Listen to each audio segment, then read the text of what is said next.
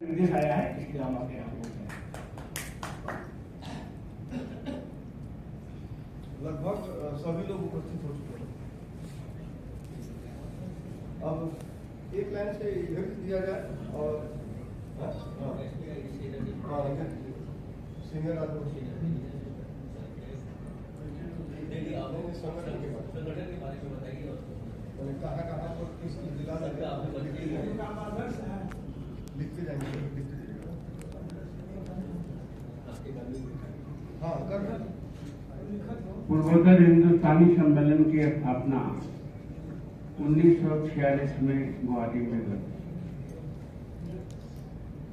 उस टाइम के मुख्यमंत्री गोपीनाथ बड़ौदा के प्रयास थे।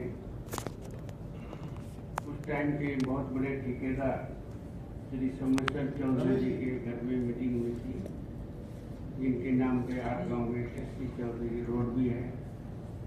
और वो गुवाहाटी टाउन कमेटी थी।